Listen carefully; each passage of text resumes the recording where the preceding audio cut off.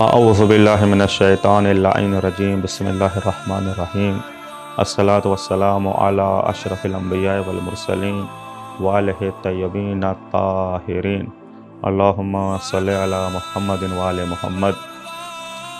ناظرین کرام، جیسا کہ مشہور و معروف ہے کہ اسلام اصل لانے والے پیغمبر اکرم ہیں، لیکن اس کو بچانے والے آپ کے نواسے فرزند جناب زہرا حضرت امام حسین علیہ السلام ہے۔ یہی وجہ ہے کہ یہ معروف ہو گیا، حسینیت ہی نے اسلام کو ایک نئی زندگی دی ہے، دشمنوں کی تخریب کاری سے بچایا ہے۔ یہ ایک نمایاں حقیقت ہے کہ پیغمبر اسلام کے بعد پیغمبر کے حقیقی ورثہ دار جو ان کے اہل بیت تھے، اسلامی انقلاب اور اس کی خصوصیات اور امتیازات کے محافظ تھے۔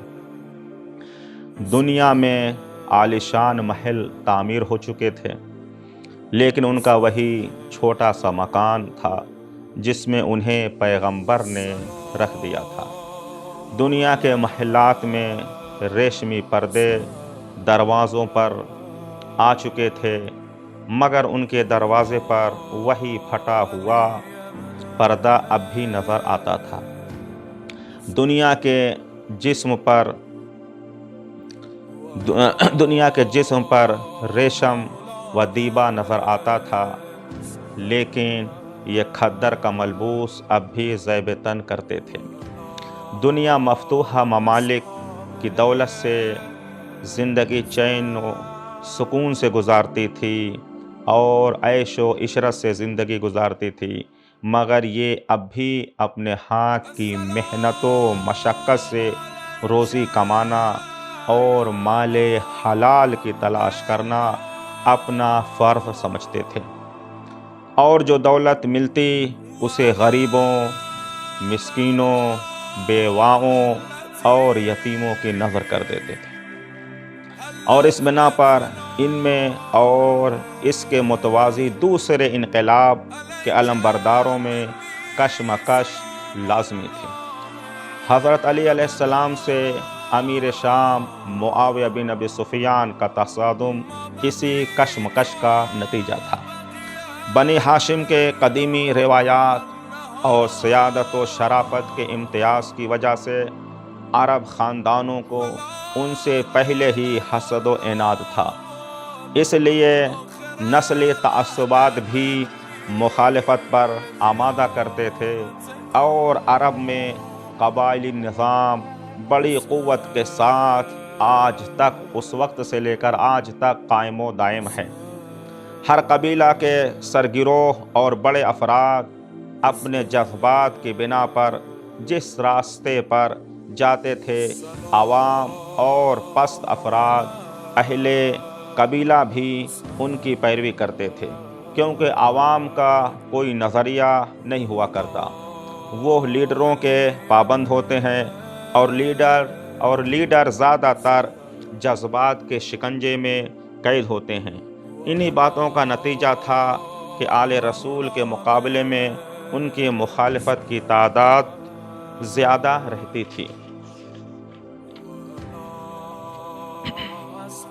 یہ سلسلہ تھا دشمن اسلام کا اور محافظین اسلام کا تصادم، اسی بنیاد پر تھا۔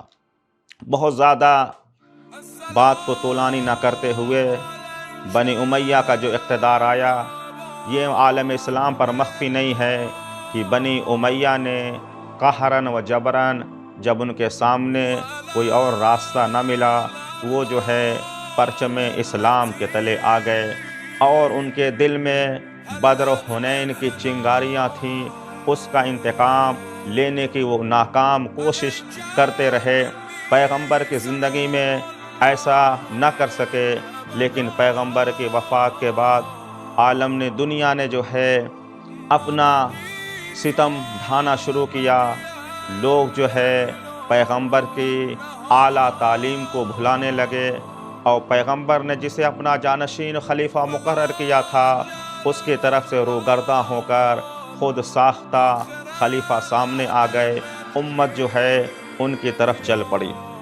اسی عرصے میں بنی امیہ کو جب ان کے ابو سفیان کے بیٹے یزید بن ابی سفیان کو شام کا گورنر بنا دیا گیا، اس کے بعد رفتہ رفتہ وہ سارا علاقہ ان کے مرنے کے بعد معاویہ بن ابی سفیان کو دے دیا گیا، یہاں تک کہ مملکت اسلامیہ میں، سلطنت اسلامیہ میں بنی امیہ کی حکومت جو ہے پروان چڑھنے لگی۔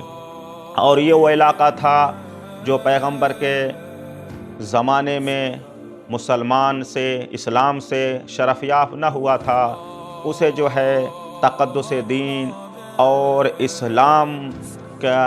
اسلام کی پاکیزگی کا اندازہ نہیں تھا۔ اسی وجہ سے امیر شام نے ان جو ہے علاقے کو اپنا بہترین جو ہے حامی مددگار پایا۔ اور وہ وقت بھی آ گیا جب یزید بن معاویہ تخت خلافت پر بیٹھا، اور یہ بنی امیہ کا وہ بادشاہ تھا جو علناً شراب پیتا تھا اور دیگر گناہ انجام دیتا تھا۔ تو ایسے وقت میں جو محافظ اسلام تھے امام حسین علیہ السلام، کس طرح آپ خاموش بیٹھ سکتے تھے؟ لہٰذا آپ نے کوچ کیا وہ تمام واقعہ، یہاں تک کہ شب عاشور آپ اپنے اصحاب باوفا کے ساتھ جمع ہو گئے۔ جب جنگ آپ پر لاد دی گئی، جتنی تدبیریں آپ نے جو ہے پیش کی، کسی کو نہ مانا گیا۔ جب یہ یقین ہو گیا کل جنگ شروع ہوگی، امام علی مقام نے اپنے اہل بیت کو اور اصحاب باوفا کو جمع کر ایک نہایت بلیغ و فصیح خطبہ دیتے ہیں۔ آپ فرماتے ہیں تمام تعریفیں خدا کے لیے ہیں، راحت و تکلیف ہر حال میں اس کا شکر ہے۔ بار الہ تیرا شکر ہے، تو نے ہم کو نبوت کے عزت عطا کی، قرآن کا علم دیا، دینی معلومات کا خزانہ مرحمت فرمایا، اور ہمیں قوت سماعت، چشم بینا اور دل دانا کی نعمتوں سے مالا مال کیا، اور ہم کو غیر موحدین میں سے قرار نہیں دیا۔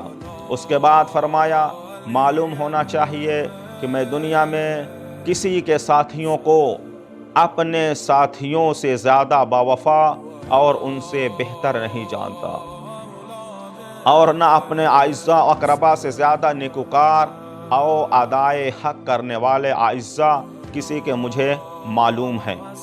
یہ ایسی سند تھی امام عالی مقام کی طرف سے جو آپ کے اصحاب باوفا کو ملی ہے۔ ایسی سند کسی معصوم نے اپنے اصحاب کو نہیں دی ہے، اور مولا امام حسین علیہ السلام نے یہ سند دے کر بتا دیا، دیکھو جو ہمارے اصحاب کربلا میں آئے ہیں، ان سے بالا، ان سے برتر کسی اور کو، کسی اور نہ ہمارے جد کو ایسے صحابی ملے، نہ بابا کو ملے، نہ بھیا حسن کو ملے۔ یہ ایسی سند تھی جس نے اصحاب امام حسین علیہ السلام کے ایمان کو پورے دنیا پر نمایاں کر دیا۔ اس کے بعد امام علی مقام فرماتے ہیں، یہ سند دینے کے بعد کہتے ہیں خدا تم سب کو میری طرف سے جزائے خیر دے، آگاہ ہو کہ دشمن کل ضرور جنگ کرے گا، میں بے خوشی اجازت دیتا ہوں کہ جہاں تمہارا جی چاہے چلے جاؤ، میں بیعت کی ذمہ داری تم سے ہٹاتا ہوں، رات کا پردہ پڑا ہوا ہے، اس کو اپنا مرکب بنا کر روانہ ہو جاؤ، تمہیں کو میں جانے کے لیے نہیں کہتا، بلکہ ہر ایک تم میں سے میرے ایک عزیزوں میں سے بھی ایک شخص کا ہاتھ پکڑے اور اپنے ساتھ لیتا جائے، اس لیے کہ یہ لوگ صرف میرے طالب ہیں، اگر مجھے قتل کر ڈالیں گے تو پھر کسی دوسرے کی طرف متوجہ نہیں ہوں گے۔ اس کے بعد جو اصحاب کا اور اہل بیت علیہ السلام کا جواب آیا، وہ بھی مطالعہ کرنے کے لائق ہے، سننے کے لائق ہے، جس سے ان کے جو ہے ایثار، وفاداری، ایمان، عشق آل محبت جھلکتا تھا۔ اسی میں سے ان اصحاب میں سے ایک جو ہے صحابی رسول جن کا نام انس بن حارث کاہلی رضوان اللہ تعالی علیہ، امام عالی مقام کا جو ایک عظیم کارنامہ تھا، کوئی بھی انقلاب ہو اس کی کامیابی کے لیے قائد اور اس کے ساتھ کی اہلیت میں مضمر ہوتی ہے کہ جیسا قائد ہوگا اسی اعتبار سے اگر اس کے ساتھی اس کے انصار ہوں تبھی جا کے وہ انقلاب کامیاب ہوتا ہے، ورنہ وہ انقلاب ناکامی کی نظر ہو جاتا ہے۔ دنیا کو حسین بن علی جیسا عظیم قائد کہاں ملے گا کہ جس کے ہر طرف انوار ہی نظر آتے ہیں۔ انقلاب کربلا تا قیامت رہنے والا ہے، لہذا اس کے لیے نظام الہی نے حسین بن علی کا انتخاب کیا۔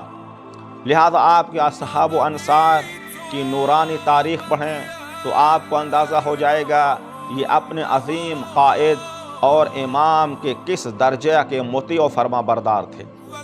لشکر امام علیہ السلام بشریت و انسانیت کا ایسا گلدستہ تھا کہ جہاں ایک طرف آل محمد علیہ السلام ہیں تو دوسری طرف اصحاب ہیں، جہاں ایک رخ سے پر سردار ہیں تو دوسرے سرے پر غلام جو ہیں موجود ہیں۔ یہ گلدستہ کہ ہر گل باغ مذہب و ملت کے حدود جغرافیائی جو ہے حدود کو پار کر گیا، نہ اس میں نسل و رنگی امتیازات ہے، بس یہاں پر ہر گل اپنے آپ میں اپنے کردار کی عکاسی کرتا تھا اور اس کی خوشبو سے سارا زمانہ معطر ہوتا رہے گا۔ ان کا صرف ایک ہی ہدف و مقصد تھا کہ الہی نظام کی محافظت، ہر طرح کی مصیبت و پریشانی سے ٹکرا کر زندہ و جاوید ہو کر پرچم اسلام کو سر بلندی تک لے جایا جائے اور پرچم کفر نفاق کو سر نگوں کیا جائے۔ یہی وجہ ہے اس گلدستہ انقلاب کی خوشبو سے صبح قیامت تک انسانیت لطف اندوز ہوتی رہے گی۔ آئیے صحابی جن کا نام انس بن حارث کاہلی، آپ کا نام یہ ہے، قبیلہ جو ہے بنی اسد سے، یہ ایسا پھول جن کا شمار اصحاب رسول میں سے ہوتا ہے۔ آپ اصحاب رسول میں سے تھے اور نبی کریم کے ساتھ آپ نے جنگ بدر و حنین بھی لڑی ہے۔ تو آپ معلوم ہونا چاہیے جو اصحاب پیغمبر خصوصاً جنگ بدر میں تھے، بدری صحابی کا بڑا درجہ ہوتا ہے۔ تو نام و نسب اور ان کا منصب یہ ہے، ان کا عہدہ شرف یہ ہے کہ آپ پیغمبر کے ہم رکاب جنگ بدر و جنگ حنین میں تھے۔ دوسرا شرف یہ ہے کہ آپ نے پیغمبر اکرم سے روایت بھی کی ہے، یہ آپ کا درجہ تھا۔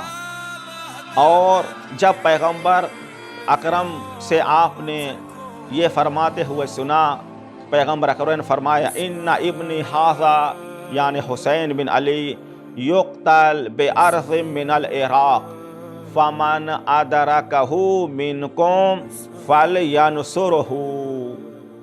پیغمبر اکرم سے جب اس صحابی جلیل نے، بدری صحابی نے یہ فرماتے ہوئے سنا کہ بے شک یہ میرا بیٹا حسین عراق کی ایک سرزمین پر قتل کیا جائے گا، پس اب بڑی تعمیم، بہت زیادہ عمومیت پیغمبر نے دی کہ پس جس نے بھی اس زمانے کو درک کیا اسے چاہیے، حکم دیا پیغمبر نے صیغہ امر، میرے بچے حسین کی نصرت و مدد کریں۔ یہ روایت فریقین کی کتابوں میں موجود ہے۔ یہ ایسی روایت ہے جب یہ صحابی جلیل نے یہ پیغمبر کا فرمان سنا تو اب پیغمبر کے اس فرمان کے مطابق آپ اس وقت کا انتظار کرنے لگے کہ وہ وقت کب آئے کہ آپ نصرت امام سے شرف یاب ہوں۔ آئیے ذرا فقہ روایت، اس پیغمبر کی روایت کو تھوڑا سمجھنے کی کوشش کرتے ہیں۔ پیغمبر کی روایت کس بات پر دلالت کر رہی ہے، کس طرف جو ہے متوجہ کر رہی ہے؟ مخفی نہیں ہے، پیغمبر کے اس نورانی بیان سے واضح یہ ہوتا ہے کہ پیغمبر نے اتنی زیادہ عمومیت اس میں رکھی ہے یعنی جس شخص تک یہ پیغمبر کا کلام پہنچے کہ میرا بیٹا حسین عراق کی سرزمین پر شہید کیا جائے گا، جس کو بھی یہ زمانہ نصیب ہو اس کے لیے ضروری ہے کہ میرے بیٹے حسین کی نصرت کریں۔ روایت کے مطابق صیغہ امر استعمال ہوا ہے۔ اب اگر پیغمبر کا یہ کلام جس تک پہنچا اور اس نے عمدن سرکار سید الشہداء کی مدد و نصرت نہ کی، اس کا مطلب کیا ہے؟ یا تو وہ بندہ منافق ہے یا کافر ہے۔ یہ اس روایت سے استفادہ ہوتا ہے۔ بہرحال اس صحابی جلیل نے پیغمبر خدا کے زبانی شہادت حسین کی خبر سن کر نصرت کے ارادے سے اس دن کے منتظر رہنے لگے۔ واقع کربلا کے موقع پر آپ بہت زیادہ سن رسیدہ ہو چکے تھے، مگر جذبہ ایمانی ایسا رکھتے تھے کہ حضرت امام حسین علیہ السلام کے ساتھ مکے سے کربلا پہنچے اور روز عاشور اجازت جہاد حاصل کرنے کے بعد انہوں نے امامے سے اپنی کمر خمیدہ کو چستی کے ساتھ باندھ لیا اور بھووں کو کہ جو آنکھوں پر لٹک آئی تھی اونچا کر کے رومال سے پیشانی پر باندھا۔ امام علیہ السلام نے نصرت دین میں ان کا یہ اہتمام دیکھ کر رو رہے تھے اور فرما رہے تھے شکر اللہ لکا یا شیخ۔ اے پیر مرد، اے مجاہد خدا، تیرے حسن عمل کی خدا قدر کرے۔ یہ عاشق حسین میدان قتال میں آیا اور بہترین رجز خوانی کی ہے۔ اس رجز خوانی میں سے ایک شعر یہ ہے کہ جس سے ان کے ایمان اور محبت اہل بیت کا اندازہ لگایا جا سکتا ہے۔ فرماتے ہیں آل علی شیعت الرحمن، آل زیاد شیعت الشیطان۔ اے لوگوں، آل علی جو ہیں، خاندان علی، یہی خدا کے سچے شیعہ ہیں، اور آل زیاد، آل بنی امیہ، یہ جو ہیں دوستدار شیطان ہیں۔ یہ صحابی جلیل کا یہ عقیدہ، یہ اجر رسالت میدان کارزار میں ادا کرتے ہوئے اس سے اس بندے خدا کے ایمان عشق کا اندازہ لگایا جا سکتا ہے۔ اس مرد مجاہد نے بہادروں کی طرح دشمن خدا پر حملہ کرنا شروع کیا، یہاں تک کہ اس عمر میں 18 دشمنوں کو واصل جہنم کر کے بالآخر درجہ شہادت پر فائز ہو کر ہمیشہ کے لیے سرخ ہو گیا، اور ہمیں یہ پیغام دے دیا کہ نصرت امام حسین علیہ السلام اصل میں نصرت دین ہے۔ اس وجہ سے اپنے کردار سے ثابت کر دیا، جہاں یہ واقع کربلا نظام الہی کے مطابق ہوا، ہر مسلمان وہ مسلمان جس کا عقیدہ ہے کسی ایک صحابی کہ اگر فرما بردار ہو کر اس کی اطاعت کرو تو تم ہدایت پا جاؤ گے۔ اس سے ایک درس مل گیا کہ صحابی رسول، فقط صحابی نے، بدری صحابی نے اپنے عمل سے مسلمانوں کو یہ پیغام دیا کہ دیکھو ہم نے امر رسول پر اطاعت کی، جس نے امر رسول سے گریز کیا، نصرت حسین سے جو ہے گریز کیا، تو وہ کیا ہے؟ یا منافق ہے یا کافر۔ اب یہیں سے اندازہ کر لیجئے اس صحابی کے عمل سے کہ جس نے امام حسین علیہ السلام کو قتل کیا، یا جس نے امام کو قتل کرنے کا حکم صادر کیا، اس کے ملعون ہونے پر کوئی توقف نہیں ہونا چاہیے، اس پر لعنت ہوتی ہے اور وہ اس کا شمار کفار اور مشرکین میں سے ہوگا۔ والحمدللہ رب العالمین۔